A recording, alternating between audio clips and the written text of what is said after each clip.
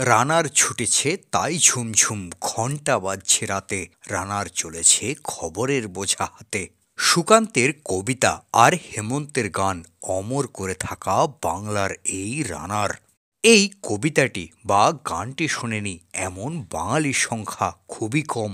সেই রানার যার কিনা কাঁধে বোঝায় রয়েছে হাজার হাজার চিঠি, তাদের দিন আজ ফুরিয়ে গেছে। চিঠির বদলে এসেছে ইমেল, এসে গেছে সামাজিক মাধ্যম, উন্নত টেলি যোগাযোগ ব্যবস্থা, আরও না কত কিছু। কিন্তু ইতিহাস তবু মুছে যায়নি। সাংগঠনিকভাবে ভারতে এই ডাক ব্যবস্থা ব্রিটিশরা তাদের নিজেদের প্রয়োজনে শুরু করলেও ইতিহাস কিন্তু সম্পূর্ণ অন্য কথা বলছে। যেমন প্রাচীন ভারতে সম্রাট চন্দ্রগুপ্ত মৌর্যের সময়ে পায়রার পায়ে ছোট কাগজের টুকরোতে দরকারি তথ্য বিভিন্ন এলাকায় আদান প্রদান করা হতো। সম্রাট অশোকের কালেও এই পদ্ধতির আদান প্রদানের তথ্য পাওয়া যায়। পরবর্তীকালে বিভিন্ন শাসকের আমলে ঘোড়ার পিঠে অথবা পায়ে হেঁটে চিঠি পৌঁছানোর ডাকবাহকদের কথা জানা যায়। সেই সময় বেশিরভাগ ক্ষেত্রে ডাকবাহকরা দীর্ঘ পথ অতিক্রম করে চিঠি পৌঁছে দিত। 1541 সালে শের শাহ বাংলা থেকে সিন্ধু প্রদেশ অবধি প্রায় 2000 মাইল দূরত্বের মধ্যে ঘোড়ার পিঠে ডাক পরিবহনের সূচনা করেছিলেন। তবে সেই সময়ের ডাক ব্যবস্থার প্রধান অভাব ছিল পোস্ট অফিস। ভারতে প্রথম পোস্ট অফিস খোলা হয় কিন্তু ইস্ট ইন্ডিয়া কোম্পানির দ্বারা 1727 সালে কলকাতায়। এই পোস্ট অফিসের দ্বারা শুধুমাত্র ভারত এবং ইংল্যান্ডের মধ্যে বার্তার আদান প্রদান করা হতো। 1757 পলাশির যুদ্ধে সিরাজউদ্দৌলার পরাজয় হলে ইস্ট ইন্ডিয়া কোম্পানির হাতে বাংলার শাসন চলে যায়। নিজেদের স্বার্থেই 1766 সালে রবার্ট ক্লাইভ এই ডাক ব্যবস্থার সংস্করণ করেন। সেই সময়ে প্রথম কলকাতায় একজন পোস্টমাস্টারও নিয়োগ করা হয়। ধীরে ধীরে কোম্পানির সাম্রাজ্য বাড়ার সাথে সাথে এই পোস্ট অফিসেরও চাহিদা বাড়তে থাকে। 1774 তৎকাল বড়লাট ওয়ারেন হেস্টিং এই পোস্ট অফিসকে সাংগঠনিকভাবে গঠন এবং ডাক পরিষেবাকে জনগণের জন্য উন্মুক্ত করে দেন। তারই নির্দেশ অনুসারে 1774 মার্চ মাসে কলকাতায় স্থাপিত হয় জিপিও বা জেনারেল পোস্ট অফিস। প্রথম পোস্টমাস্টার ছিলেন মিস্টার রেডফার্ন। পরবর্তীতে কলকাতার মতোই 1786 সালে মাদ্রাজ এবং 1794 সালে মুম্বাই শহরেও পোস্ট অফিস স্থাপিত হয়। ডাক ব্যবস্থার উন্নতির সঙ্গে চিঠি মানুষের জীবনের একটি গুরুত্বপূর্ণ অঙ্গ হয়ে উঠেছিল।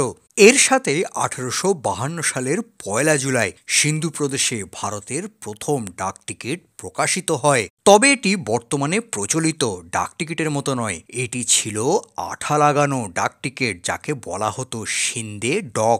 সিন্ধে ডক ছিল আকারে বৃত্তাকার, মোম বা কাগজের উপর খোদিত, চারপাশে লেখা থাকতো সিন্ধে ডিস্ট্রিক্ট ডক এবং মাঝখানে থাকতো ব্রিটিশ ইস্ট ইন্ডিয়া কোম্পানির মার্চেন্টস মার্ক। এই টিকিটের দাম ছিল 1 আনার অর্ধেক, অর্থাৎ প্রায় 3 পয়সার মতো। 1854 সাল পর্যন্ত এই ডাক টিকিটগুলো প্রচলিত ছিল বলে জানা যায়।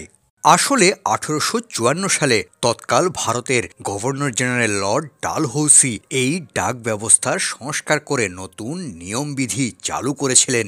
তার নির্দেশ অনুসারেই দূরত্ব ভিত্তিক চিঠি পাঠানোর মাসুলের পরিবর্তে ওজন ভিত্তিক মাসুল আদায়ের ব্যবস্থা চালু করা হয়। এই সময়তেই প্রথম সর্বভারতীয় ডাক টিকিট প্রবর্তন করা হয়। 1854 সালের অক্টোবর মাসে প্রকাশিত ডাক টিকিটে রানী ভিক্টোরিয়ার ছবি থাকত। এছাড়া প্রাথমিকভাবে এর মূল্য ধার্য করা হয়েছে অর্ধেক আনা, 1 আনা, 2 আনা এবং 4 আনা। আর 4 আনা মূল্যের টিকিটই ছিল ভারত তথা সারা বিশ্বের প্রথম 2 রঙা ডাক টিকিট। ইতিহাস বলছে 1900 সাল পর্যন্ত ভারতীয় ডাক টিকিটে রানী ভিক্টোরিয়ার ছবি নানানভাবে লাগানো থাকত। 1858 ইস্ট ইন্ডিয়া কোম্পানি ভারতের শাসনভার রানী ভিক্টোরিয়ার হাতে সমর্পণ করার সাথে সাথেই ভারতে ব্রিটিশ সাম্রাজ্য প্রতিষ্ঠা হয়। 1866 ভারতে পাশ হয় প্রথমবারের মতো পোস্ট অফিস আইন। এর সাথে সাথেই ভারতীয় পোস্ট অফিসের এক আমূল পরিবর্তন দেখা যায়। যেমন 1873 সালের 1 জুলাই চালু হয় 1 আনা মূল্যের এমবসড খাম। 1877-এর 1 আগস্ট রেজিস্টার ডাক এবং ওই একই সালে 1 ডিসেম্বর ভ্যালু পেয়েবল ডাক চালু হয়। দেশের প্রধান ডাকঘরগুলোতে চালু হতে থাকে টেলিগ্রাফ ব্যবস্থা, যা কিনা ধীরে ধীরে বিস্তার লাভ করে। 1878-এর 1 জানুয়ারি বিমা কর্তৃক ডাক চালু করা হয়। 1879-তে সর্বপ্রথম 1 পয়সা মূল্যের পোস্টকার্ড চালু করা হয়। 1880 সালের 1 জানুয়ারি থেকে ভারতের সব ডাকঘরে মানি অর্ডার ব্যবস্থা চালু করা হয়। ওই একই বছর 1 ফেব্রুয়ারি থেকে নিয়মিত রেলমেল সার্ভিস চালু হয়। বিশ্বের প্রথম এয়ারমেল ফ্লাইটের ঘটনাও ঘটে ভারতেই 1911 সালের 18 ফেব্রুয়ারি। এলাহাবাদ থেকে 15 কেজি ভার অর্থাৎ প্রায় 6000 চিঠি নিয়ে উড়ে গঙ্গার অন্য পারে অবস্থিত নেইনিতে পৌঁছে দেন হেনরি পেকুয়ে নামক এক ফরাসি পাইলট। 1939 দ্বিতীয় বিশ্বযুদ্ধ অন্যান্য পরিষেবার মতো এই ডাক পরিষেবাও বিঘ্নিত হয়। যদিও 1945-এ যুদ্ধ শেষ হওয়ার সাথে সাথেই এই ডাক পরিষেবা আবার তার নিজের ট্র্যাকে ফিরে আসে। 1947 ভারত স্বাধীন হয়েছে। এই সময়ে ভারতবর্ষে মোট পোস্ট অফিসের সংখ্যা 23,344টি। স্বাধীনতার পর থেকেই বিভক্ত ভারতকে নতুনভাবে ভারতীয় ডাক দেশ জুড়ে বিভিন্ন পরিষেবা প্রদানে অগ্রণী হয়।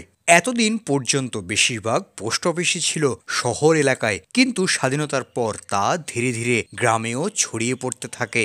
একটি তথ্য অনুযায়ী এই পোস্ট অফিসের সংখ্যা 2016 পর্যন্ত হয়ে দাঁড়ায় 1,55,015টি। এছাড়া 1947-এর 21শে নভেম্বর স্বাধীন ভারতে প্রথম রিলিজ হয় নতুন স্ট্যাম্প, যা কিনা ইন্ডিয়ান ফ্ল্যাগের উপর লেখা ছিল জয় হিন্দ।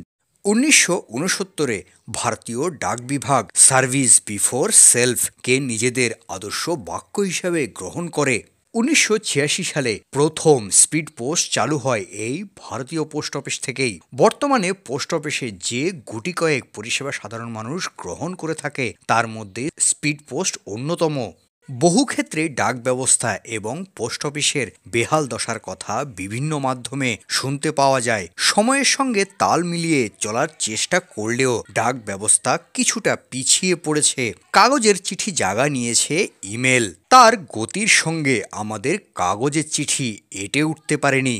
কৌশল বিনিময় করার জন্য রয়েছে মুঠোফোন। কয়েকটা বোতাম টিপে মনের মানুষের সঙ্গে কথা বলা সম্ভব। তাই পোস্ট কার্ডের সীমাবদ্ধ জায়গায় লিখতে মানুষ আজ নারাজ। কিছু হাতে গোনা মানুষ ছাড়া বেশিরভাগ মানুষের শখ করে জমানো ডাক টিকিটের অ্যালবাম আজ ধুলো জমছে। রাস্তার ধারে পোস্ট বাক্স সময়ের সঙ্গে বিদায় নিয়েছে। তারই মধ্যে কখনো নতুন পরিকল্পনা এনে আবার কখনো গঙ্গা জল বেচে পোস্ট অফিস বেঁচে থাকার চেষ্টা করছে।